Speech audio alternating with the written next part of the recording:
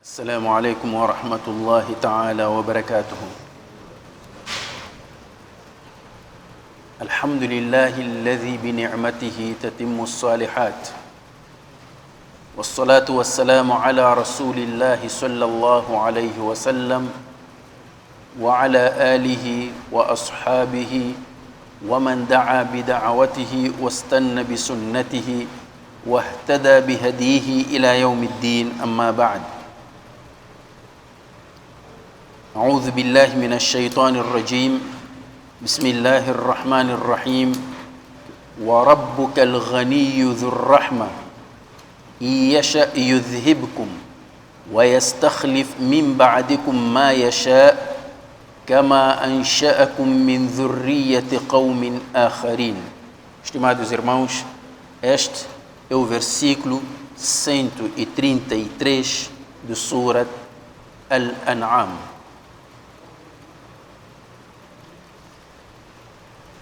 Neste versículo, Allah subhanahu wa ta'ala diz: وَرَبُّكَ الْغَنِيُّ ذُو الرَّحْمَةِ.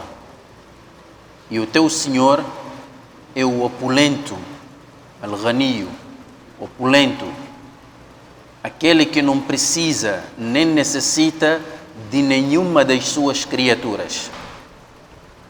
Ele por si só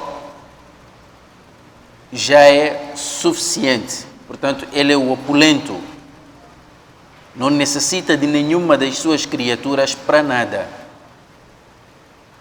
Quer dizer, se nós supormos ou se imaginarmos todos os seres humanos desviados do caminho de Allah, isto é, se deixarem de adorar a Allah, isto não prejudica Allah absolutamente em nada, porque Allah não precisa da nossa adoração, Ele não necessita da nossa veneração.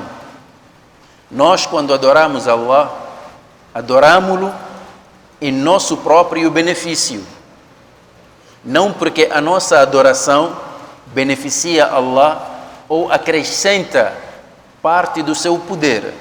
Não. Ele por si só já é opulento. وَرَبُّكَ الْغَنِيُّ ذُو الرَّحْمَةِ. Entretanto, Allah subhanahu wa ta'ala, quando envia os seus mensageiros, quando envia a sua revelação para iluminar as suas criaturas, tudo isto é apenas a pura manifestação da sua vasta misericórdia.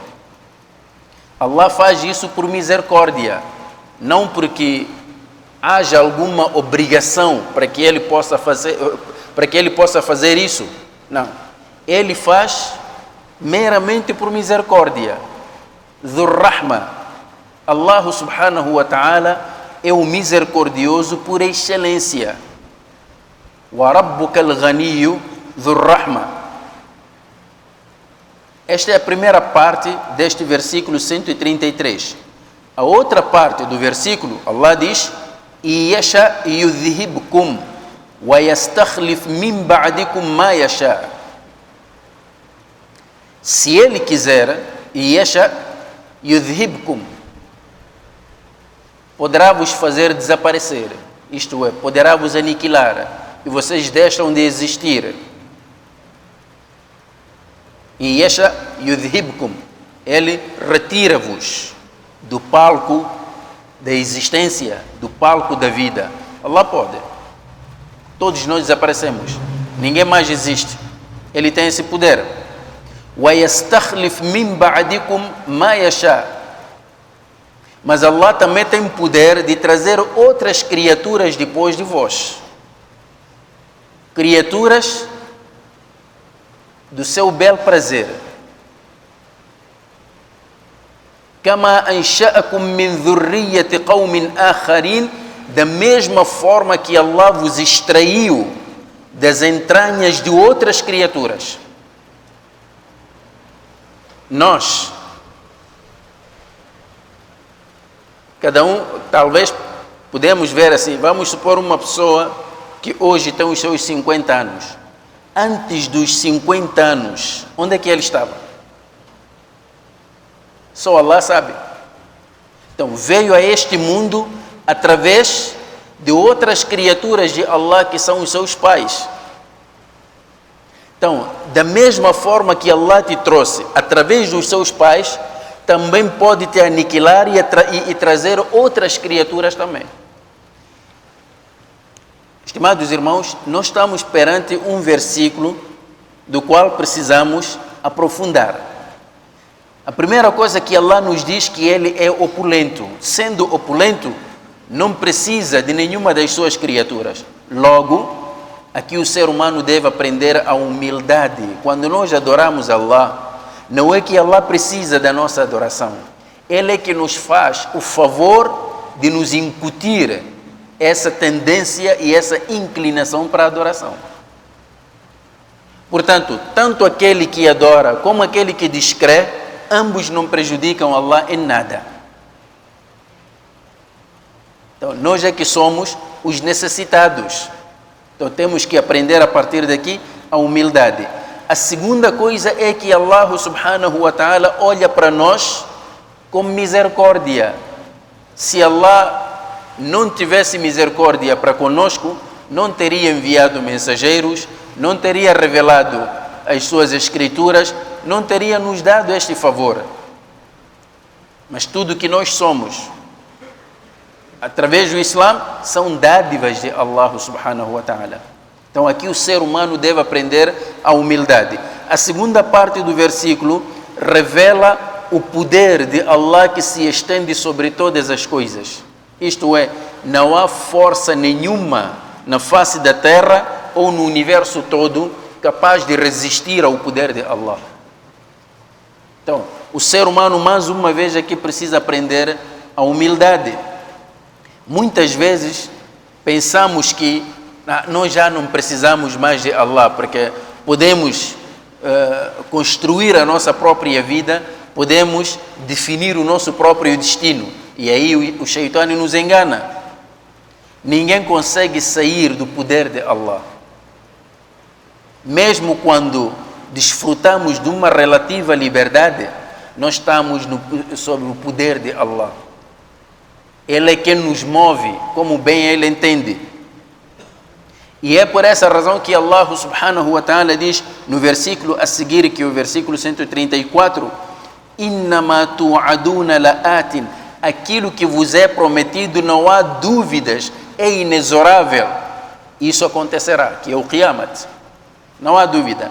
Portanto, se Allah subhanahu wa ta'ala diz que quanto ao Qiyamat, aquilo que nos é prometido, que haverá um dia de julgamento e esse julgamento irá culminar com a condenação ou então a recompensa das criaturas.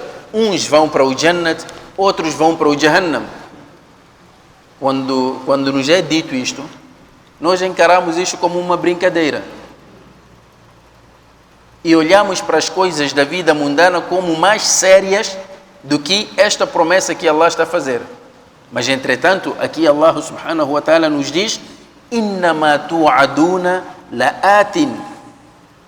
Aquilo que vos é prometido é inexorável. Virá, não há dúvidas quanto a isso. Aqui, algumas pessoas perdem tempo em tentar desmentir. Isso não é verdade.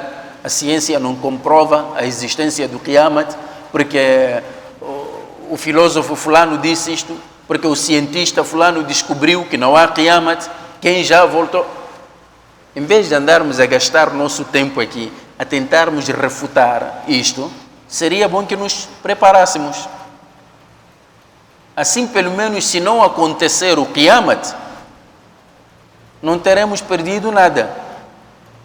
Porque aquilo que o Dini nos convida, aquilo para o qual o Dini nos convida é boa coisa, é uma boa conduta. Então não vamos perder nada, se tentarmos. Agora, se é que o Qiyamat realmente existe, então estaremos preparados. Agora imagina, passamos a vida a desmentir. Vamos supor então que realmente o Qiyamat há de vir. O que é que vamos fazer? Vamos pedir para voltar? Vamos pedir mais uma chance? Não, a chance é esta. Nós estamos convictos de que aquilo que Allah promete é inexorável. Vai acontecer. A melhor coisa é prepararmos-nos, não perdermos tempo. وَمَا أَنْتُمْ بِمُعْجِزِينَ. وَمَا أَنْتُمْ بِمُعْجِزِينَ significa nenhum de vós poderá escapar do poder de Allah. Ninguém consegue escapar do poder de Allah, onde quer que estejamos. O poder de Allah vai nos alcançar. Algumas pessoas às vezes perguntam, dizem assim, bom, vocês dizem que quando a pessoa morre é julgada. Agora, o que dizer sobre aquelas pessoas que foram cremadas? O que dizer sobre aquelas pessoas que morreram no mar, foram consumidos pelos animais marinhos, ou morreram no mato, foram consumidos pelos animais selvagens? Quer dizer, o corpo já está espalhado. O que é que vai acontecer? Sabem, estimados irmãos, as pessoas que colocam este tipo de questionamento, eles tentam perceber aquilo que Allah faz em função das leis que eles próprios conhecem neste mundo. As leis materiais, as leis físicas, eles tentam aplicar isso. É a mesma coisa aquilo que temos estado a assistir ultimamente em alguns canais que fala daqueles programas sobrenatural. Sobrenatural são programas que eles tentam ver e gravar imagens de espíritos, jinnis, usando máquinas. Então põe câmeras no quarto, diz quando aparecer o jinni primeiro, amanhã vou ver a sua gravação. Aquilo é um outro mundo, estimados irmãos. É um outro mundo. Quer dizer, nós tentamos compreender o mundo espiritual com mecanismos materiais. É o que nós estamos aqui a fazer. Tentamos perceber o que acontece dentro do túmulo, dentro do qabr, ou o que vai acontecer no Qiyama em função dos instrumentos que a ciência moderna usa. E é por isso que as pessoas colocam esse tipo de questionamentos. Mas esse Qiyama, como é que vai ser? Um dia vai ser suficiente? Talvez nesse dia, mas com tantas criaturas, como é que Allah vai julgar todas essas criaturas? Não podemos subestimar o poder de Allah. O poder de Allah não é o poder do ser humano. E nós não podemos pensar que a ciência é um Deus, que aquilo que a ciência diz é a única verdade. A própria ciência tem suas limitações. A ciência é importante no campo do seu domínio, onde Allah permitiu. Então, quando tentamos fazer com que a ciência faça um trabalho fora do seu campo de atuação, nós estamos a ser injustos para com a própria ciência. Então não vamos culpar a ciência não tem culpa. A própria ciência tem o seu âmbito de atuação, fora disso já não atua. Quer dizer, você não vai levar Jibril tentar perceber dentro de um laboratório, isso não acontece. Há coisas do laboratório, sim. Jibril não é compatível aos nossos laboratórios. Não é? Ou tentar dizer, olha, nós gostaríamos de estudar o DNA de Jibril. Vamos tirar uma amostra do seu sangue para irmos estudar. Não acontece. Portanto, quando Allah subhanahu wa ta'ala nos diz "Innama tu'aduna la'atin", isto está fora do alcance do ser humano. Allah disse que há de vir. Não há ciência, não há tecnologia nenhuma que pode evitar isto. Podemos prever a ocorrência de terremotos, a ocorrência de tsunamis, mas não há máquina que possa prever o momento exato da ocorrência do Qiyamat. Não há. Então, o fato de não termos mecanismos para detectarmos isso não implica que essas coisas não existem. وَمَا أَنْتُمْ بِمُعْجِزِينَ. Estimados irmãos, quando Allah diz وَمَا أَنْتُمْ بِمُعْجِزِينَ e vocês não terão escapatória nenhuma, e o ser humano diz que não, é possível, eu hei de conseguir fugir nesse dia. É de conseguir fugir. Hoje Allah dá-nos amostras cheias, tsunamis, terremotos. Alguém conseguiu travar isso? são criaturas de Allah, não conseguimos travar. Vamos conseguir travar o poder do próprio Allah? Eu penso que o ser humano tem que ser mais humilde. Então, aqui Allah subhanahu wa ta'ala diz ao Nabi alayhi salatu wassalam: Qul, diz, ó Muhammad, diga a eles: Ya qawm, ó meu povo, i'malu ala makanatikum inni amilu. As coisas estão claras. I'malu ala makanatikum. Trabalhem do vosso lado. Inni amilu, que eu também do meu lado continuarei a trabalhar. Sigam o vosso caminho, eu também vou seguir o meu caminho. Porque as coisas estão claras. O Nabi alayhi salatu wassalam, a sua missão era de divulgar. Ele já fez. Agora, se as pessoas não aceitam a mensagem divulgada pelo Nabi Muhammad alayhi salatu wassalam, ele não tem poder nenhum para obrigar quem quer que seja a seguir esta mensagem. Já que é assim, Allah é quem promete. E estas coisas que Allah promete vão acontecer, então cada um que trabalhe naquilo que acredita que é a verdade. Vocês acham que o caminho que estão a seguir é o caminho correto? Então, prossigam nesse caminho. Eu vou continuar também no meu caminho. I'malu ala makanatikum inni amilun. Só que fasawfa ta'lamuna, mas logo no futuro saberão man takunu lahu aqibatu dar, de quem será o destino no Qiyamat. Isto é, cada um saberá o seu destino. Quem terá a morada, a morada de paz no Jannat, de quem será essa morada, amanhã vão saber. Estimados irmãos, acham que um impostor diz isto? Só uma pessoa convicta naquilo que diz é que pode expressar-se nestes moldes. Trabalhem do vosso lado, eu vou continuar. É porque ele está ciente daquilo que está a dizer. Tem total certeza. Você, quando tem certeza naquilo que dizes, já se as pessoas desmentem, não desmentem, isso não te preocupa muito, porque você está ciente. Innahu la yuflihu adh-dhalimun. Só que o futuro que as pessoas vão encarar é que os iníquos, os injustos, não prosperarão. Não haverá prosperidade para os injustos. Injustos quem são? São aqueles que se desviaram do caminho de Allah subhanahu wa ta'ala. Depois desta passagem, estimados irmãos, o Qur'an al-Karim volta, Surat al-An'am, volta e retoma a questão do halal e do haram. O lícito e o ilícito nos alimentos. Só que, desta vez, Surat al-An'am vai incluir também os hábitos, usos e hábitos das pessoas e o seu enquadramento no Din. Mas aqui o Qur'an vai buscar o exemplo dos árabes na história pré-islâmica, como é que eles faziam. Antes de irmos para aqui, para estes versículos, estimados irmãos, eu vou dar aqui como uma introdução as palavras de Abdullah ibn Abbas.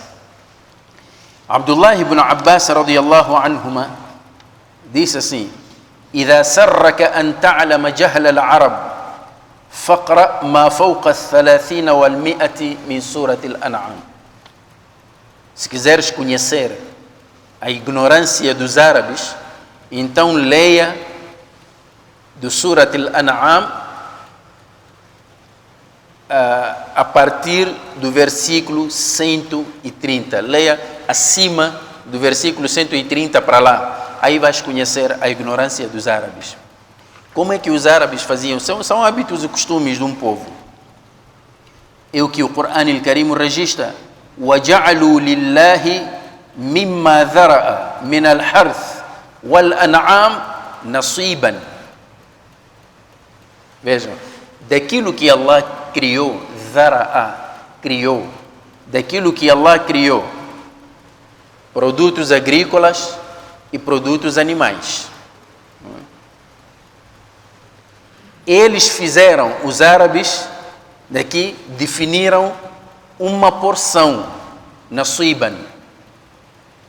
Então, os árabes levavam os produtos agrícolas e os produtos animais, né? Então, tiravam uma porção, nasiban, faqalu, e diziam assim: hadha lillah, esta porção pertence a Allah. Portanto, eles dedicavam uma parte da sua colheita e uma parte do produto dos seus animais. Se um cabrito tivesse crias, um camelo se tivesse crias também, uma vaca se tivesse crias, então eles levavam parte daquele produto e parte da colheita e diziam: esta porção pertence a Allah. Então consagravam aquilo aos seus ídolos. Quer dizer, diziam: esta parte é de Allah. Hadha lillahi biza'mihim, com a sua alegação, não porque Allah tinha lhes mandado fazer. Wa hadha li shurakaina, e preparavam uma outra porção e diziam: isto pertence aos nossos ídolos, aos nossos deuses. Portanto, vejam só, tiram uma parte dos alimentos, pode ser arroz, pode ser mapira, qualquer coisa. Tiram tâmaras e depois tiram uma porção dos animais. Dizem: esta porção pertence a Allah. Então dedicavam a Allah. A outra porção dedicavam aos seus ídolos. Isto para atrair baraka, bênção. Para que Allah desse bênção na colheita, para que desse bênção também nos animais. Então faziam isso. Quer dizer, em parte, pelo menos eles também reconheciam, pelo menos davam alguma coisa a Allah. فَمَا كَانَ لِشُرَكَائِهِمْ, depois acontecia algo. Se daquela porção consagrada a Allah algo caísse, ou o vento levasse, porque eles punham aqui uma porção para Allah, outra porção para os seus ídolos. Se da porção de Allah o vento levasse algo para a porção dos seus deuses, o que eles faziam? فَمَا كَانَ لِشُرَكَائِهِمْ فَلَا يَصِلُ إِلَى اللَّهِ. Vejam só, se da porção dos ídolos saísse algo, se o vento arrastasse algo para a porção de Allah, eles imediatamente devolviam. Diziam: Allah tem mais, não precisa disto. Então devolviam para os seus ídolos. Mas se saísse algo de Allah para os seus ídolos, não devolviam. Diziam: foi Allah que lhes deu. Estão a ver esta concepção, estimados irmãos? Isto para nós, nos dias de hoje, pode não ter sentido. Mas por que eles faziam isso? Era o hábito, era o costume, era a tradição. Era a tradição aplicável naquela zona. E nós sabemos que cada povo tem sua tradição. Nós também temos coisas tradicionais que, se um daqueles árabes que viveu nessa época estivesse hoje, também não iria compreender. Então não costumam ver quando um dirigente político vai inaugurar uma ponte ou uma fábrica, não chamam também, não chamam aqueles prosélitos do Shaitan também, vão lá pachar, não é? Deita farinha, depois abre champanhe. Se recebeu um lote de autocarros para o transporte público, então tem que entornar primeiro com champanhe. Não fazem isso? É isto mesmo. É tradição. E você pergunta: isso é para quê? Diz que é para apaziguar os espíritos. Tá bom, os espíritos é que compraram isso? Então, eles faziam isto. É por isso que Allah diz biza'mihim, na sua alegação, naquilo que eles acreditavam, achavam isto correto. وَمَا كَانَ لِلَّهِ فَهُوَ يَصِلُ إِلَى شُرَكَائِهِمْ. Mas aquilo que pertencia a Allah, então se saísse para, quer dizer, se caísse para a porção dos ídolos, eles não devolviam, diziam: não, isto aqui Porque Allah não precisa, mas estes nossos ídolos precisam. Então Allah diz, Sa'ama yahkumun. Quão péssimo é o que eles julgam. Este é um julgamento péssimo. E depois aqui há uma clara injustiça. Quer dizer, aquilo que você dá a Allah, se sai para o ídolo, não devolve. Mas aquilo que é do ídolo, se vai para Allah, devolve. Agora, aquilo que ia tanto para os ídolos, ou aquilo que ia para Allah, estimados irmãos, penso que não é difícil perceber para quem ia isso. Naturalmente, aquilo que era de Allah não chegava a Allah, e aquilo que era para os ídolos também não chegava aos ídolos. Então, quem que levava isso? Eram aqueles monges, aqueles que trabalhavam lá como guardiões dos ídolos. Não é? É a mesma coisa que acontece hoje. Você vai ter com um curandeiro, diz que olha, vinha aqui, diz que olha, para fazer um trabalho, não sei o que, para emprego ou para casar, diz que então tens que pagar por esse tratamento. Tá bem? Quanto é que é? 3.000 meticais. Tá bem, mas não pode diminuir um pouco que eu não tenho os 3.000. Diz que não, se fosse por mim, eu até nem te cobrava, mas são os espíritos. Os espíritos é que aplicaram esse preço. E você não pode contrariar a vontade dos espíritos. Tens que pagar. Vamos ver como brincam então. Aqueles 3.000, vocês acham que algum espírito vai levar aquilo para comprar o quê? Refresco? Não. Aquilo vai para o próprio curandeiro. Mesmo a galinha que te pedem, olha, traga uma galinha para nós fazermos esse tratamento. Pois essa galinha é embrulhada num pano branco, que nem cafã, pois o curandeiro leva a faca, só pica, não degola, só pica. Diz que não, essa galinha, o que é que o espírito quer? O sangue. Mas a carne vai para onde? Naturalmente é para o curandeiro. E eles levam-nos a acreditar que, olha, realmente aquilo que ele fez, o espírito agora já está satisfeito. Diz que o espírito já saciou. Não, você é que saciou, curandeiro. As pessoas fazem essas coisas. É por isso que Allah diz, Sa'ama yahkumun. Quão péssimo é o que julgam. Isto tudo revela o quê? Revela uma mentalidade infantil a fazer este tipo de coisas. E o mais grave é que tudo isto é feito em nome da religião. É feito em nome da religião.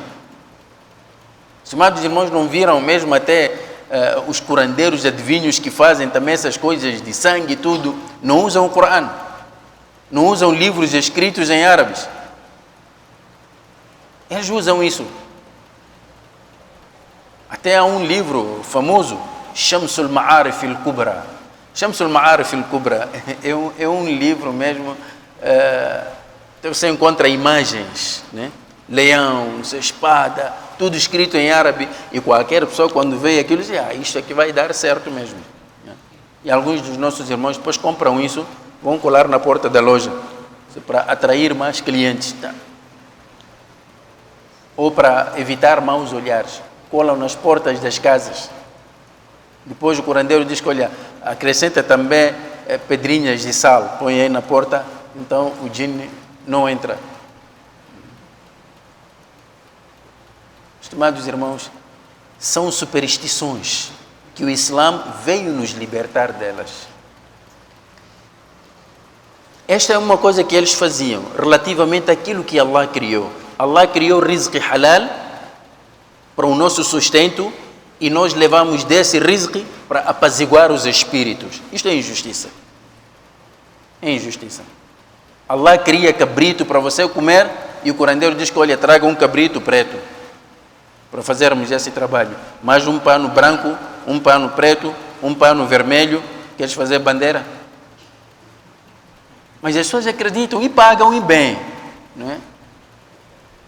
Entretanto, vem nos pedir doagens, nós não cobramos nada. E as pessoas acreditam mais no curandeiro.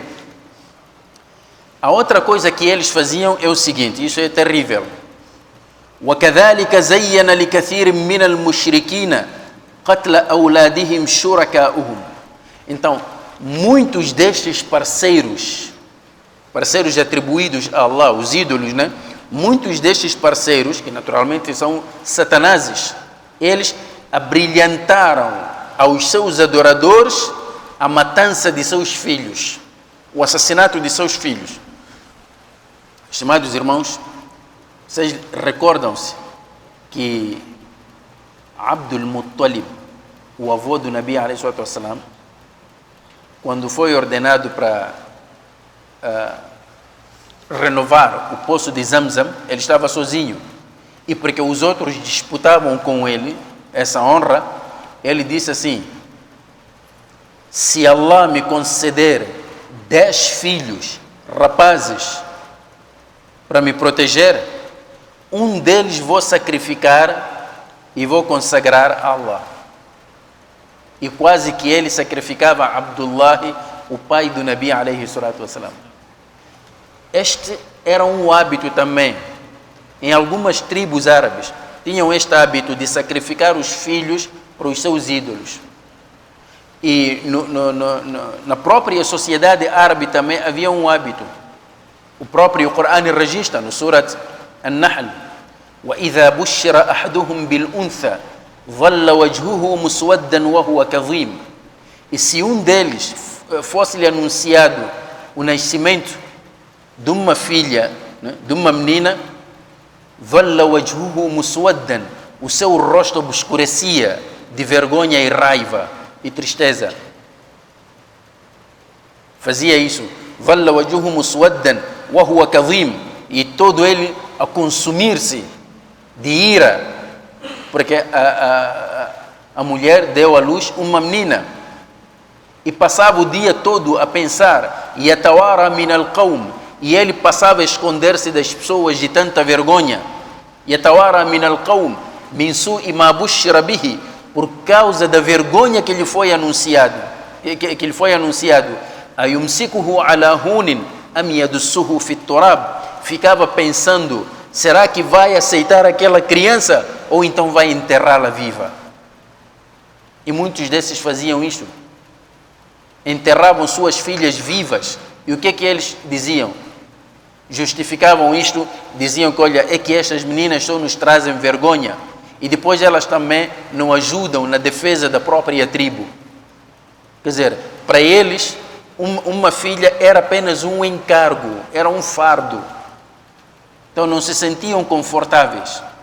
Tanto que um homem chamado Abu Hamza casou e a mulher nesse dia cruzou com a primeira esposa, que só dava filhas, a entrar na casa vizinha. Foi quando ela disse: Mali Abi Hamza tamaya atina. Por que Abu Hamza não vem ter conosco também? Também somos família dele. Mali Abi Hamza tamaya atina wa yadkhulu al-bayta alladhi yalina, entra na casa seguir a nossa casa vizinha. Ghadbanu alla nalida al-banina, ele está zangado porque nós não fazemos filhos varões, filhos rapazes. Tallahi ma dhaka fi aidina, juro por Allah que isso não está em nossas mãos.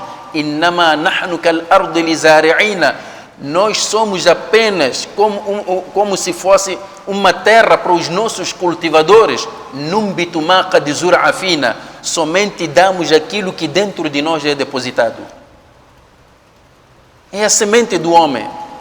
A mulher apenas recebe e fertiliza essa semente, depois entrega-te de novo. Agora, se sai menino ou rapaz, é problema seu. Então, vejam esta sociedade árabe. E até hoje, estimados irmãos, há resquícios disto na sociedade árabe. Há momentos que às vezes a cultura árabe fala mais alto do que a religião, você pensa que é religião. O machismo entre os árabes ainda reina até hoje. É por isso que você pode encontrar até alguns árabes, as suas mulheres sempre fechadas, em 7 cadeados, mas ele quer ver mulheres dos outros lá fora. Ainda existe isto. Então, às vezes, o machismo dos árabes confunde-se com religião. E você pensa que faz por religião, quando, na verdade, esse extremismo não faz parte da religião.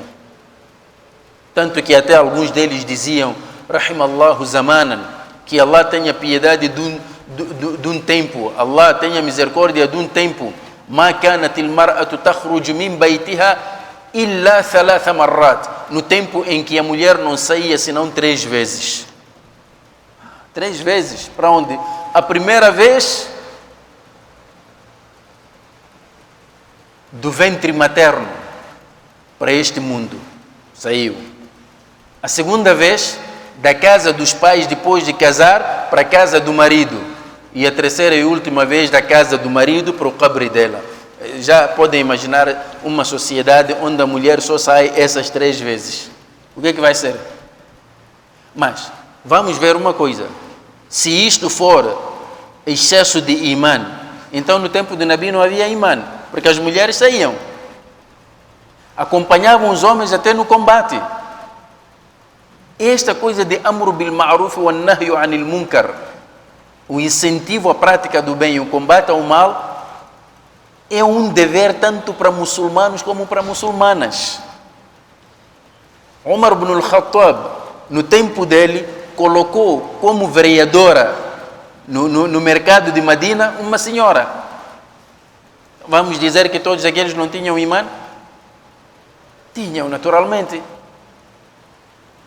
Mas hoje você encontra às vezes um homem, quando o imã sobe bruscamente de forma patológica, quando olha para a mulher, subhanallah, não, você não viu najis?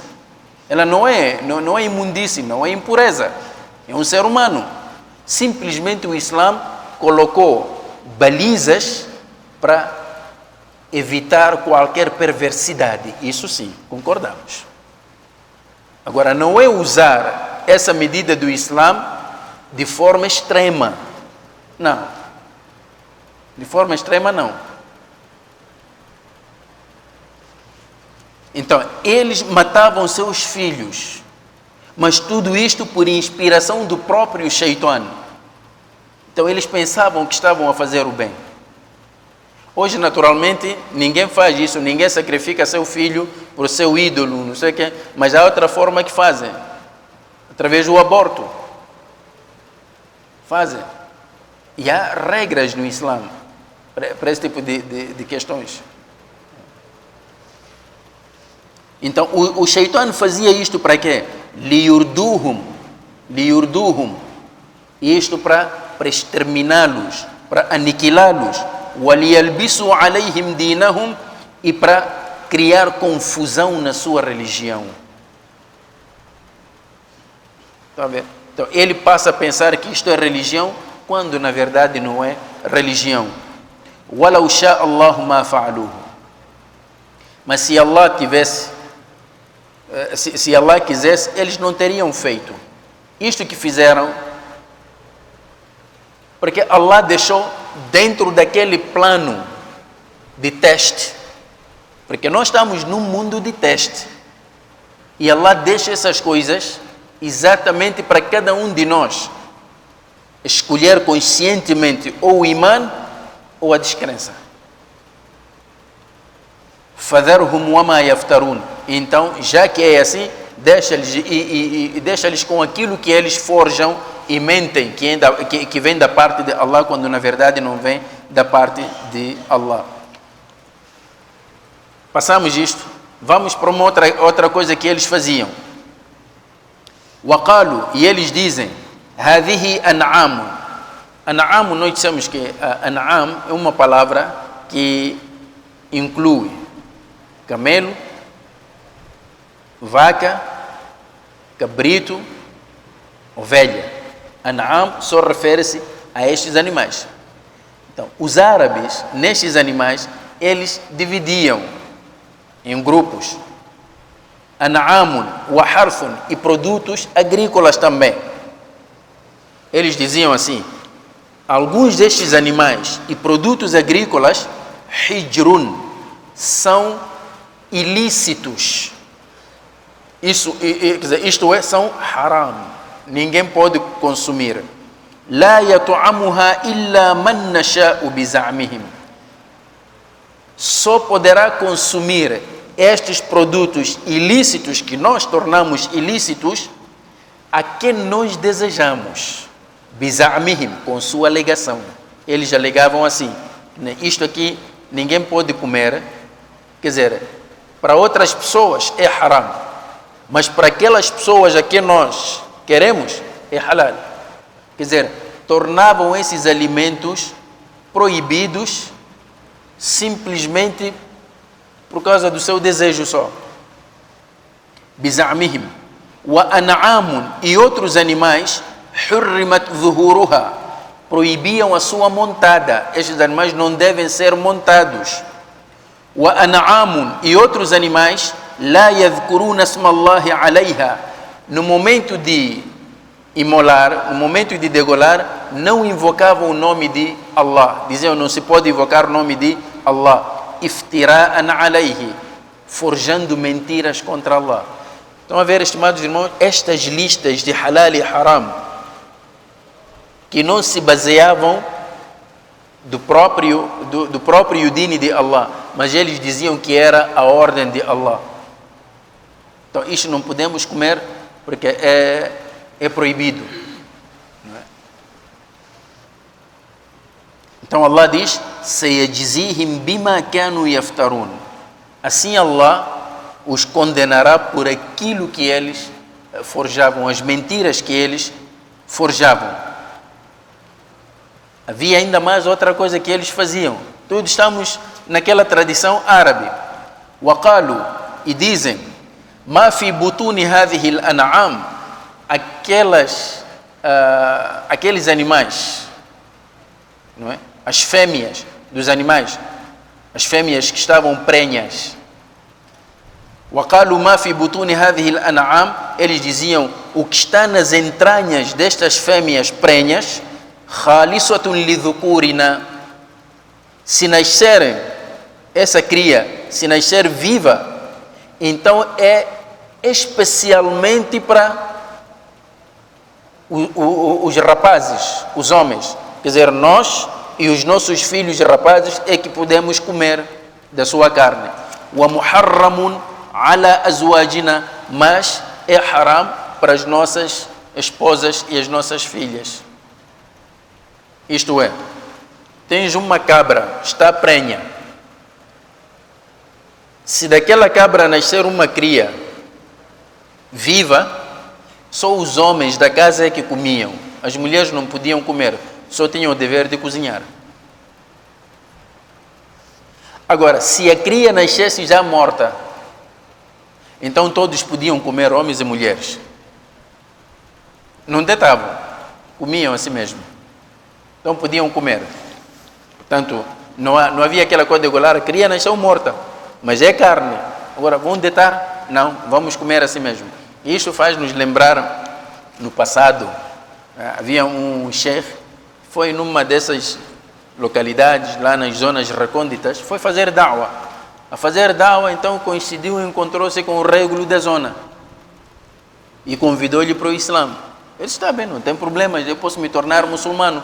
Agora, tens que vir lá para a minha casa. Então me combinaram, olha, amanhã eu hei de vir.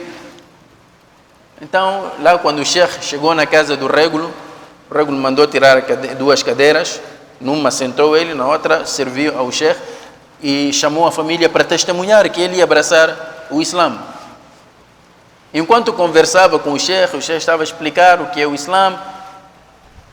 Então, o filho do régulo sai com um pato já morto. Morreu, você estava doente, qualquer coisa, mas morreu. Estava a tirar. Vai deitar. O régulo disse, para onde é que estás a levar esse pato? Disse, pai, morreu, vou deitar. Disse, agora, quando morre, temos que perder a carne. Guarda aí para comermos.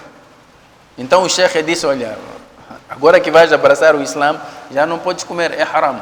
Porque só podes comer um animal degolado de forma que a Sharia permite. Ele disse, então, assim não posso comer. Sim, assim já torna-se haram, não podes. O régulo pensou, depois disse para o sheikh, aquilo que estava a me falar agora aqui do Islã, de abraçar o Islã, e eu quero muito. Mas eu estava pensando numa coisa, e que tal se eu abraçar o Islã amanhã? Amanhã por quê? Por hoje aproveitar comer aquela carne, depois amanhã vai abraçar o Islã. Em certas zonas as pessoas comem, dizem, mas qual é o problema? Mesmo um animal estrangulado, eles comem, não tem problemas. Mas para nós muçulmanos já é haram. Porque são questões de aqida, de tawhid. Quem torna a coisa halal ou haram é só Allah. E Allah disse-nos que aquilo é haram, não podem consumir esse tipo de carne. E nós, naturalmente, não podemos consumir.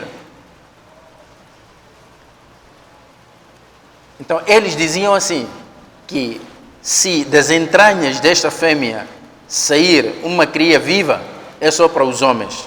Mas se sair uma cria morta, então todos nós, homens e mulheres, podemos comer. وَإِيَّكُمْ مَيْتَةً فَهُمْ فِيهِ شُرَكَاء. Se for morta, então somos sócios em tudo isto. Allah diz, سَيَجْزِيهِمْ وَصْفَهُمْ. Allah irá os condenar por causa desta classificação que deram a esses animais. إِنَّهُ حَكِيمٌ عَلِيمٌ. Visto que ele é o sapientíssimo, que ele é o prudente sapientíssimo. Estimados irmãos, vamos voltar para darmos um olhar geral nestes usos, hábitos e costumes dos árabes, nesta tradição dos árabes. Com certeza, nós agora estamos a pensar que isto foi uma fase histórica que já passou. E que o Corão está a nos contar de coisas que já passaram, como se hoje não tivéssemos as mesmas coisas. Aqui não é imperativo que as pessoas façam as mesmas coisas que eram feitas na tradição dos árabes na história pré-islâmica. O que é mais importante é olhar para o conteúdo e as motivações deste tipo de tradição. Nós também temos tradições que são fardos pesados para nós, mas mesmo assim reclamamos e não conseguimos deixar. Nós temos tradições, hábitos e costumes nos nossos funerais, nos nossos casamentos, quando nasce uma criança, temos tantos hábitos e costumes. A nossa maneira de viver até. Vejam só, quando uma criança nasceu no hospital, nasceu em casa, o que é que o Sharia nos diz? O Sharia nos diz que quando completar 7 dias do seu nascimento, corta-se o cabelo e aquele cabelo converte-se o seu peso converte-se em prata ou ouro e tira-se sadaqa, atribui-se um nome bonito à criança e faz-se aqiqa. Então, faz-se aqiqa, mata-se um animal para a criança. É isso que o Islã nos ensina. Entretanto, até hoje, nas nossas famílias muçulmanas, imperam hábitos e costumes de que a criança não se deve dar nome antes dos 40 dias. A pergunta é, esses 40 dias foram promulgados por quem? Allah? Mensageiro de Allah? Ou os nossos caprichos? Diz que não se deve fazer, não se deve fazer adhan para a criança logo que nasce, antes de atingir, completar os 40 dias. Mesmo até para cortar o tal cabelo, diz que não se pode trazer cá para fora, porque a criança não pode sair antes dos 40 dias, não pode sair antes dos 40 dias. E nós perguntamos, esta criança onde é que nasceu? No hospital. E do hospital cavaram um túnel para casa, porque depois deram alta. Quer dizer, sai do hospital, passa em plena Avenida Eduardo Mondlane, depois vai me dizer que não pode sair antes dos 40 dias. O que é mais triste é que você pergunta às pessoas, mostra-me as bases desta tradição, ninguém te explica, mas as pessoas veneram. E aquilo que o Islã disse, você explica com 1000 evidências, ninguém acredita em ti. Ninguém acredita.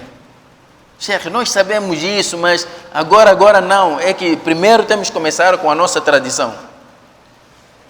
Isso é nas crianças. Quando alguém morre, vejam as tradições. Há um momento em que toda a gente tem que entrar para se despedir do corpo. Depois vão ali, outras senhoras vêm, outros senhores sentam, depois começam: vim aqui para te desejar boa viagem, que tudo corra bem aí no caminho. O que é isto? Eu encontrei uma vez, participei num funeral, na preparação de um funeral, aqui no Chá do Lia, em que o Mayit estava ali, prepararam o corpo, só estavam à espera para fazer-se o Salat al-Janaza para depois irmos enterrar. Precisamente naquele momento, e depois o corpo fica lá com as senhoras. Então uma senhora chama uma criança: olha, vai lá buscar água, estou com sede e quero beber. Quando a senhora quis beber água, disseram: não beba aí, vai beber lá fora. Mas por que não posso beber aqui? Não, porque o Mayit também sente sede. Mas onde é que eu entro? Ele está num outro mundo, eu estou neste mundo. Agora, se o Mayit sente sede, você manda a pessoa sair? Não, traga mais uma garrafa também para o Mayit. Quando alguém te pede água, você foge ou dá água. Então, se o Mayit sentiu sede, você tem que dar água para beber. Está escrito aonde isto? Mas para você erradicar estas superstições da vida das pessoas, infelizmente até dos próprios muçulmanos, é um problema sério. Vamos para as superstições nos casamentos. Aí então o Shaitan está nas suas águas. A partir do vestido de noiva, bolo de casamento, não sei o que, tanta coisa, alianças, vestido para o primeiro dia, vestido para o segundo dia, e depois vestido para a mãe, fato para o pai, não sei o que para a irmã. Onde é que nós vamos buscar estas coisas todas? Onde é que vamos buscar? Depois com aquela música da igreja também, as pessoas já entrarem. Depois quando entram os noivos, todos têm que se levantar. Depois chega a parte da noiva, depois lança o buquê. E quem tiver a sorte de apanhar o buquê será o próximo noivo ou noiva. Mas estas coisas estão escritas aonde? Já alguma vez ouviram que Fátima lançou o buquê? Quando casou com Ali ibn Abi Talib? Não. Mas as pessoas insistem nessas coisas. Gastam rios de dinheiro nessas coisas. Depois, superstições nas nossas vidas. Há um orçamento chorudo para salões. A senhora diz que vai lavar o cabelo. Em casa não tem água, fecharam? Não pode comprar shampoo, lavar em casa. Diz que não, tenho que ir no salão. Todos os dias, salão. Mesmo sabendo que em casa não tem pão, mas tem que ir para o salão. Aquilo é dine. Acrescentar cabelo, acrescentar unhas, tanta coisa. Resultado, quando morre, as pessoas não têm tempo. Agora, começar a desmanchar aquelas mechas todas, tá. E depois a comprar a um produto, não conheço o nome, para tirar, é difícil. Quem que vai ter tempo hoje em dia? E acabam enterrando assim mesmo, vai com suas mechas. Superstições, hábitos, tradição. Nós herdamos muita coisa. Quando um de nós completa mais um ano de vida, que na realidade diminui mais um ano de vida, também tem bolos, não sei o quê, parabéns a você, não sei, muitos anos de vida, mas muitos anos de vida a fazer o quê? Então, como podem ver, Allah subhanahu wa ta'ala, quando condena esta tradição dos árabes, condena também as nossas tradições, que para além de subcarregarem-nos quer dizer, com coisas pesadas, orçamentos pesados, numa altura de crise como esta, isto tudo também faz parte daquilo que é a nossa crença. Isto aqui é a nossa crença. E o ser humano vive em função da sua crença. Nós podemos dizer La ilaha illallah Muhammadur Rasulullah, mas a nossa crença está mais na tradição do que no dini de Allah. A prova disso é que quando você começa a combater essa tradição negativa das pessoas, você que é combatido por todos os lados.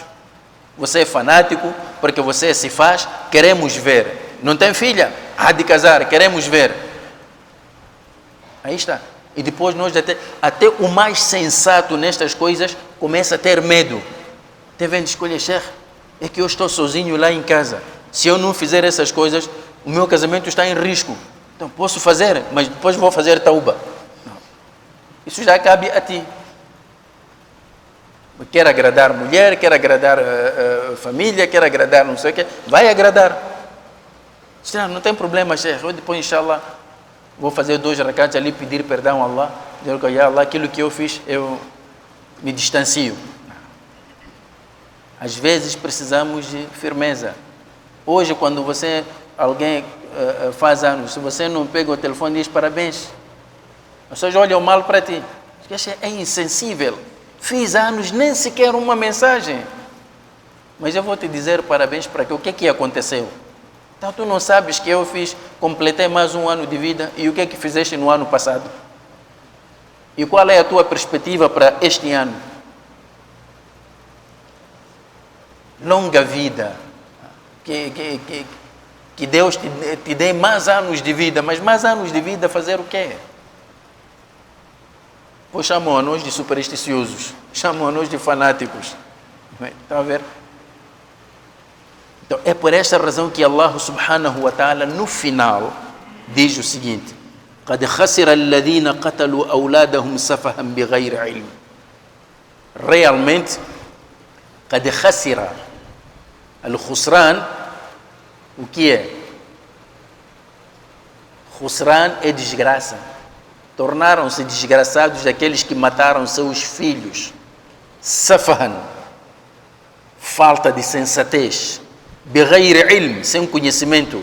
Wa harramu ma razaqahumullah, tornaram haram aquilo que Allah lhes concedeu do rizq halal. Iftira'an ala Allah, forjando mentiras contra Allah. Qad dallu, eles já se perderam. Wa ma kanu muhtadin, e eles não se guiaram. Já viram, estimados irmãos? Por isso, o muçulmano tem que olhar para aquilo que é a tradição. O Islã não proíbe que você tenha tradição, que você tenha cultura. Não, o Islã não proíbe isso. Mas tens que ver aqueles aspectos tradicionais que chocam diretamente com os princípios do Islã, você abandona essa tradição e siga o que o Islã estabelece. Agora, há aspectos tradicionais que não chocam com o Islã. O Islã não te proíbe. O Islã não te proíbe. Agora, dizer que, olha, eu vou sacrificar o dini de Allah porque na minha família há esta tradição, não. Não podemos. Estimados irmãos, vocês sabem que a tradição cá do Sul, no Lobolo, você não pode casar sem comprar uma caixa de cerveja. E isso acontece até em famílias muçulmanas. Agora, você muçulmano vai comprar caixa de cerveja? Para quê? Até Hurul Ain, mulher do Jannat, que é mais bonita, não te subcarrega dessa maneira. Agora, uma daqui do dunya vai nos fazer sofrer para quê? Então, é preciso às vezes ver. E é importante que sejamos sensatos nestas coisas. O ser humano, Allah deu-lhe cabeça para pensar, há coisas que não, isto aqui não posso fazer. Por mais que a sociedade te condene, por mais que você fique sem amigos, às vezes é preferível, aliás, as pessoas dizem, antes sozinho do que mal acompanhado. Agora, o que é que eu vou fazer com a companhia de toda a gente quando essas companhias me levam para esses caminhos errados? É preferível que a pessoa fique sozinha. Mas o dini de Allah está lá. Portanto, não há coisa mais difícil para os muçulmanos dos tempos modernos, principalmente no nosso país, do que expurgarem essas coisas negativas das suas vidas. Nós temos estado aqui a falar coisas de casamento, superstições de casamento. gastos desnecessários. Já alguma vez viram alguém a deixar? Ninguém deixa. Mesmo aqueles nossos irmãos estão todos os dias, 5 vezes aqui no masjid a fazerem salat conosco. Mesmo aqueles que dizem que não, eu gostei muito de ouvir falar do casamento da filha do Nabi, mashallah, foi um casamento muito simples. Eu também quero aquela simplicidade. Na hora H é mentira, não vai fazer essa simplicidade. Qualquer um quer um casamento faraônico. Quer um casamento faraônico. Em casa não tem nada. Recebe salário mínimo. Mas quer fazer lua de mel em Miami. Meu irmão, você vai fazer o que em Miami? Lua de mel. Casa, faz nikah. Chega em casa, faz lua de mel fazendo 2 rakats com sua esposa. Diz que não, eu quero fazer em Miami. E depois nos nossos casamentos também, essa é outra tradição também. Nunca se observa o horário do salat. Nunca se observa. Ali é para as pessoas perderem os salates, para virem fazer qadá depois do nikah. Depois com aquelas superstições das festas. Um dia para o noivo, um dia para a noiva. Aquilo que é demonstração só. Para cada um ver que, olha, a família dela, mashallah, fizeram mais do que a família dele, ou vice-versa. Mas se as duas famílias já se juntaram, por que não fazem um único walima só para os dois? O Nabi nunca fez 2 walimas. Walima para o homem, walima para a mulher. E depois as pessoas diferenciam cá em Moçambique. Walima para eles, normalmente o walima o que é que deve ter? Tâmara, se conseguiu trazer a água zamzam um pouco, tâmara ali pouco, bolachas, acabou. Agora festa como tal, isso é outra coisa, porque ali vêm pessoas não muçulmanas, temos que comprar cerveja, as mulheres têm que ficar nuas. E vejam só que no nosso masjid, nós até já avançamos com uma proposta. Quando a mulher sabe que não está disposta a investir-se devidamente, então não faça seu nikah no masjid. É preferível que faça em casa do que fazer no masjid. Porque o que é que acontece, estimados irmãos? Vêm as senhoras, todas descobertas, vão. Esse é o primeiro pecado. Sobem. O segundo pecado, não fazem salat. Terceiro pecado, fazem muito barulho. Mesmo aqui embaixo você não consegue recitar o Corão como deve ser, por causa do barulho. Nós precisamos disso. Dizem que, olha filha, é o único dia, um dia ímpar. Toda a gente tem que ver o teu cabelo. Cuidado com um dia ímpar. Também pode ser o mesmo dia que vai receber a visita de Malakul Maut. Também é um dia ímpar. Agora, como é que vai? Então, estimados irmãos, nós vamos parar por aqui. Estas coisas não acabam. São os nossos problemas. São os nossos desafios também. Mas a verdade é que nós estamos cheios de tradições e tradições que nos trazem fardos pesados. Reclamamos, mas não deixamos. É porque é aí onde reside a nossa crença. Então é importante voltarmos para a simplicidade do Islã e olharmos para as coisas mais importantes do Islã e seguirmos. O Islã veio para nos livrar desses fardos. E enquanto nós continuarmos nessas tradições, e depois são tradições que também chocam com os princípios do Islã, então nós estamos a comprometer o nosso futuro perante Allah subhanahu wa ta'ala. أقول قولي هذا وأستغفر الله لي ولكم فاستغفروه إنه هو الغفور الرحيم.